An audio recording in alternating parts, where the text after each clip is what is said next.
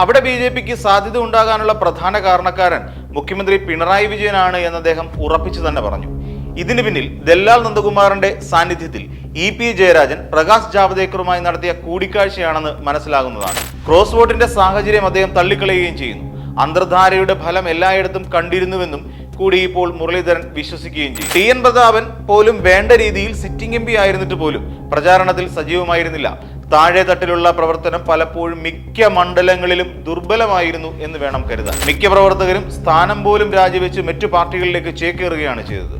താഴെത്തട്ടിൽ പോലും പാർട്ടിയെ ശക്തിപ്പെടുത്തുന്നതിനായിട്ടാണ് CUC-കൾ രൂപീകരിക്കുന്നതിനെ കുറിച്ച് അന്ന് സുധാകരൻ പറഞ്ഞത്. അദ്ദേഹം തിരികെ എത്തിയപ്പോൾ അദ്ദേഹത്തിനുള്ള ചുമതല കൈമാറുന്നതിനായി പ്രതിപക്ഷ നേതാവോ ആക്ടിംഗ് പ്രസിഡന്റ് ആയിരുന്ന MM ഹസനോ എത്തിയില്ല എന്നുള്ളതും പാർട്ടിക്കുള്ളിൽ സുധാകരനോടുള്ള വിയോജിപ്പിന് ഉദാഹരണമാണ്. നേതൃത്വത്തിന്റെ ഭാഗത്തു നിന്നുണ്ടാകുന്ന വീഴ്ചകൾ താഴെത്തട്ടിൽ പ്രതിഫലിക്കുമെന്നുള്ള കാര്യം എന്തുകൊണ്ടാണ് നേതാക്കൾ പലരും ഓർക്കാത്തത്? ഇതൊക്കെയും സംഭവിച്ചതിന് പിന്നിൽ നേതൃത്വത്തിന്റെ പ്രശ്നം തന്നെയാണെന്ന് ആർക്കും മനസ്സിലാകും. എന്നിട്ടും സാധാരണ പ്രവർത്തകരുടെ അച്ചടക്കമില്ലായ്മയാണ് എല്ലാത്തിനും കാരണമെന്ന് കുറ്റം പറയുകയാണ് നേതൃത്വം ചെയ്യുന്നത്. നമസ്കാരം. തെരഞ്ഞെടുപ്പ് കഴിഞ്ഞപ്പോൾ 3 മുന്നണിയും ആശ്വാസത്തിലാണ്.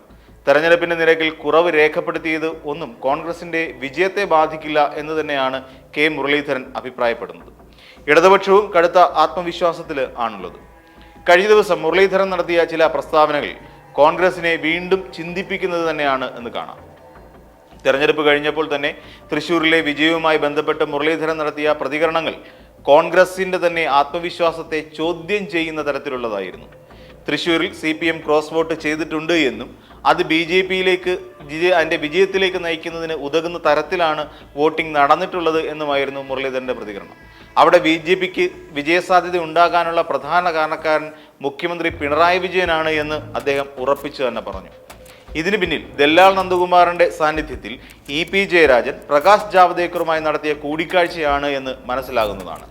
പിണറായി വിജയന്റെ പേരിലുള്ള ലാവ്ലിൻ കേസ് ഒഴിവാക്കുന്നതിന് വേണ്ടി തൃശ്ശൂരിലെ BJP സ്ഥാനാർത്ഥിയെ സഹായിക്കണമെന്ന ആവശ്യമായിരുന്നു പ്രകാശ് ജാവദേക്കർ ഇ.പി. ജയരാജനുമായുള്ള കൂടിക്കാഴ്ചയിൽ ഉയർത്തിയത് എന്നായിരുന്നു ദല്ലാൽ നന്ദകുമാർ അറിയിച്ചത്. എന്നാൽ അത്തരത്തിൽ ഒരു നിർദ്ദേശം ഇ.പി. അംഗീകരിച്ചിരുന്നില്ല എന്നുകൂടി നന്ദകുമാർ വ്യക്തമാക്കിയിരുന്നു. എന്നാൽ ഇപ്പോൾ 20 സീറ്റിലും കോൺഗ്രസ് ജയിക്കും എന്ന ആത്മവിശ്വാസമാണ് മുരളീധരൻ അറിയിക്കുന്നത്. പ്രത്യേകിച്ച് തൃശ്ശൂരിൽ യാതൊരു വിധത്തിലുമുള്ള പരാജയ ഭീതിയും തനിക്കില്ല എന്ന് തന്നെയാണ് പറയുന്നത്. അപ്പോൾ നേരത്തെ നടന്നു എന്ന് പറയുന്ന ക്രോസ് വോട്ടിന്റെ പരാമർശത്തിൽ നിന്ന് അദ്ദേഹം പിന്നോട്ടില്ല എന്ന് തന്നെ കാണേണ്ടി വരും. സുനിൽകുമാർ ആകട്ടെ നിറഞ്ഞ ആത്മവിശ്വാസമാണ് പുലർത്തുന്നത്. ക്രോസ് വോട്ടിന്റെ സാഹചര്യം അദ്ദേഹം തള്ളിക്കളയുകയും ചെയ്യുന്നു. അന്തർധാരയുടെ ഫലം പലയിടത്തും കണ്ടിരുന്നുവെന്നും കൂടി ഇപ്പോഴും മുരളീധരൻ വിശ്വസിക്കുകയും ചെയ്യുന്നു. എന്തുകൊണ്ട് പോളിംഗ് ശതമാനം കുറഞ്ഞു എന്നുള്ള ചോദ്യത്തിന് മുരളീധരൻ മറുപടി പറയുന്നുണ്ട്. അതിങ്ങനെയാണ്: തൃശ്ശൂരിൽ BJP-യും CPM-ഉം തമ്മിലുണ്ടാക്കിയ അന്തർധാരയെ അവിടുത്തെ പാർട്ടി അനുഭാവികൾ എതിർത്തിരുന്നു. എതിർപ്പ് പ്രകടമാക്കിയ CPM അനുഭാവികൾ തെരഞ്ഞെടുപ്പ് ബഹിഷ്കരിക്കുകയും ചെയ്തു. അതിനെ തുടർന്നാണ് പോളിംഗ് നിരക്കിൽ കുറെ കാര്യമായ ഇടിവുണ്ടായത്. അതുകൊണ്ട് തന്നെ ഏറ്റവും കുറഞ്ഞത് 25,000 വോട്ടിൻ്റെയെങ്കിലും ഭൂരിപക്ഷത്തിൽ തനിക്ക് വിജയിക്കാൻ കഴിയുമെന്ന് തന്നെയാണ് മുരളീധരൻ കണക്ക് കൂട്ടുന്നത്. അതേസമയം തൃശ്ശൂരിൽ മികച്ച രീതിയിൽ തന്നെ ഒരു മുന്നേറ്റമുണ്ടാക്കാൻ കഴിഞ്ഞുവെന്ന് തന്നെയാണ് സുനിൽകുമാറും പറയുന്നത്. ഇത്തരത്തിലുള്ള ക്രോസ് വോട്ടിങ്ങിന്റെ സാധ്യതയും അദ്ദേഹം തള്ളിക്കളയുന്നു. ഇത്തരത്തിലൊരു സാഹചര്യം തൃശ്ശൂരിൽ ഉണ്ടായിരുന്നില്ല എന്ന് തന്നെയാണ് സുനിൽകുമാറിന്റെ അഭിപ്രായം. കാര്യം എന്തൊക്കെ പറഞ്ഞാലും ശരി, തൃശ്ശൂരിൽ കോൺഗ്രസിന് തിരിച്ചടിക്കുള്ള സാധ്യത തള്ളിക്കളയാൻ കഴിയില്ല എന്ന് തന്നെ കരുതാം. പ്രവർത്തകർക്കിടയിൽ പോലും ഇത്തരത്തിലുള്ള ഒരു വൈമനസ്യം ഉണ്ടായതിന്റെ ഭാഗമായി പലയിടത്തും വേണ്ട രീതിയിലുള്ള പ്രചരണം പോലും നടന്നിട്ടില്ല എന്ന് തന്നെ സമ്മതിക്കേണ്ടി വരും. അത് മാത്രമല്ല, ടി.എൻ. പ്രതാപൻ പോലും വേണ്ട രീതിയിൽ, അതായത് സിറ്റിംഗ് MP ആയിരുന്നിട്ട് പോലും പ്രചാരണത്തിൽ സജീവമായിരുന്നില്ല. താഴെത്തട്ടിലുള്ള പ്രവർത്തനം മിക്കപ്പോഴും ദുർബലമായിരുന്നു എന്ന് വേണം കരുതാൻ. ബൂത്തുകളിൽ ഇരിക്കാൻ പോലും പ്രവർത്തകരെ കിട്ടാത്ത അവസ്ഥയും ഇത്തവണത്തെ തെരഞ്ഞെടുപ്പിൽ കോൺഗ്രസിനുണ്ടായി. അത് വലിയ രീതിയിൽ തന്നെ തെരഞ്ഞെടുപ്പിന്റെ ഫലത്തെ ബാധിക്കുമെന്ന ആശങ്ക കോൺഗ്രസിനുണ്ട്. എന്നാൽ ഈ അവസ്ഥയ്ക്ക് മാറ്റം വരുത്തണമെന്ന് തന്നെയാണ് മുരളീധരന്റെ അഭിപ്രായം. കോൺഗ്രസിനുള്ളിലുണ്ടായ പല പടലപ്പിണക്കങ്ങൾക്കും ഒടുവിൽ പലരും പാർട്ടി വിട്ട് പോയതും പലരെയും നടപടിയെടുത്ത് പുറത്തിരുത്തിയതും വലിയ തോതിൽ തിരിച്ചടിയാകുമെന്ന വിലയിരുത്തലുകൾ ഉയരുന്നുണ്ട്. എന്നാൽ അധ്യക്ഷൻ കെ സുധാകരൻ കൊണ്ടുവന്ന സെമി കേഡർ സംവിധാനം പാർട്ടിക്ക് ഗുണം ചെയ്യില്ല എന്നാണ് കെ മുരളീധരൻ പറയുന്നത്. കേഡർ സംവിധാനത്തിൽ പ്രവർത്തിക്കുന്ന പാർട്ടികൾക്ക് സംഭവിച്ചതിനെക്കുറിച്ച് ഓർമ്മിപ്പിച്ചുകൊണ്ടായിരുന്നു മുരളീധരന്റെ ഈ വെളിപ്പെടുത്തൽ. കോൺഗ്രസ് പാർട്ടിക്ക് ഇപ്പോഴുമുള്ള അപജയം സത്യത്തിൽ നേതൃനിരയുടെ പ്രശ്നമല്ല എന്നാണ് അദ്ദേഹം പറയുന്നത്. എന്നാൽ നേതൃനിരയിൽ പ്രശ്നമില്ലേ എന്ന് ചോദിച്ചാൽ ഉണ്ട്. സുധാകരനെ കേരളത്തിലെ കോൺഗ്രസിൽ നിന്ന് പോലും ഇല്ലാതെയാക്കാൻ വേണ്ടി നടത്തിയ ശ്രമങ്ങൾ നമ്മൾ കണ്ടതാണ്. അദ്ദേഹത്തെ മാറ്റി നിർത്തിക്കൊണ്ട് തെരഞ്ഞെടുപ്പിനെ നേരിടാനുള്ള ധൈര്യമാണ് VD സതീശൻ അടക്കമുള്ള നേതാക്കൾ നടത്തിയത്. എന്നാൽ സുധാകരന്റെ നിശ്ചയദാർഢ്യം ഒന്നുകൊണ്ട് മാത്രമാണ് വീണ്ടും KPCC അധ്യക്ഷ സ്ഥാനത്തേക്ക് അദ്ദേഹത്തിന് എത്താൻ കഴിഞ്ഞത്. നേരിട്ട് AICCയുമായി കൂടിക്കാഴ്ച നടത്തിയതിനു ശേഷം മാത്രമാണ് അദ്ദേഹത്തിന് സ്വന്തം സ്ഥാനം ഏറ്റെടുക്കാൻ കഴിഞ്ഞത് എന്നുള്ളത് ഓർക്കണം. എന്നിട്ടോ അദ്ദേഹം തിരികെ എത്തിയപ്പോൾ അദ്ദേഹത്തിനുള്ള ചുമതല കൈമാറുന്നതിനായി പ്രതിപക്ഷ നേതാവോ ആക്ടിംഗ് പ്രസിഡന്റായിരുന്ന MM ഹസനോ എത്തിയില്ല എന്നുള്ളതും പാർട്ടിക്കുള്ളിൽ സുധാകരനോടുള്ള വിയോജിപ്പിന് ഉദാഹരണമാണ്.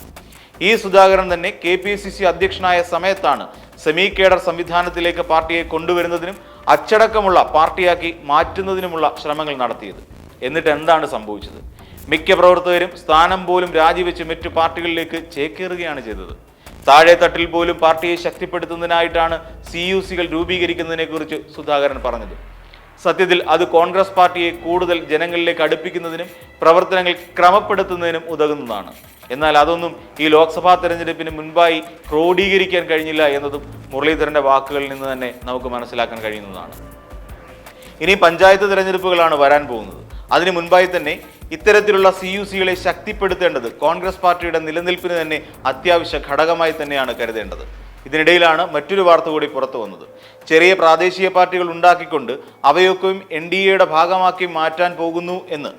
ഇത് രാഷ്ട്രീയമായി വലിയ പ്രത്യാഘാതം സൃഷ്ടിക്കാനുള്ള സാധ്യതയുള്ള ഒരു വാർത്തയാണ്. ഇതുമായി ബന്ധപ്പെട്ട് നിരവധി തവണ ചർച്ചകൾ കോൺഗ്രസ് നേതാക്കളുമായി നടന്നിട്ടുണ്ടെന്ന് വ്യക്തമാക്കിയത് ഹിമന്ത് ബിശ്വ ശർമ്മയായിരുന്നു. അതുകൊണ്ട് കോൺഗ്രസിൽ അടുത്ത തെരഞ്ഞെടുപ്പിൽ കോൺഗ്രസിന് പകരം ഇവിടെ വരാൻ പോകുന്നത് BJP നയിക്കുന്ന NDA മുന്നണിയായിരിക്കും എന്നുകൂടി പറഞ്ഞു കേൾക്കുമ്പോഴാണ് കോൺഗ്രസിന്റെ അപജയത്തെക്കുറിച്ചുള്ള ഭയം കേരളക്കാർക്ക് ഉണ്ടാകുന്നത്. മുരളീധരൻ പറയുന്നത് പോലെ നേതൃത്വത്തിന്റെ കുഴപ്പമല്ല കോൺഗ്രസിന്റെ പ്രതിസന്ധിക്ക് കാരണം എന്നതിനോട് യോജിക്കാൻ കഴിയില്ല. നേതൃത്വത്തിന്റെ ഭാഗത്തു നിന്നുണ്ടാകുന്ന വീഴ്ചകൾ താഴെത്തട്ടിൽ പ്രതിഫലിക്കും എന്നുള്ള കാര്യം എന്തുകൊണ്ടാണ് നേതാക്കൾ പലരും ഓർക്കാത്തത്? കഴിഞ്ഞ കാലങ്ങളിൽ KPCC അധ്യക്ഷനും പ്രതിപക്ഷ നേതാവും തമ്മിലുണ്ടായ വാക്കുതർക്കങ്ങളും ആശയക്കുഴപ്പങ്ങളും വൈരുദ്ധ്യങ്ങളും പൊതുമധ്യത്തിൽ ചർച്ച ചെയ്യുന്ന അവസ്ഥ വരെ ഉണ്ടായിട്ടുണ്ട്. ഇതൊക്കെയും താഴെത്തട്ടിലുണ്ടാക്കുന്നത് വലിയ ചലനങ്ങൾ തന്നെയാണ്. നേതൃത്വത്തോടുള്ള വിശ്വാസ്യതയാണ് നഷ്ടപ്പെടുന്നത്.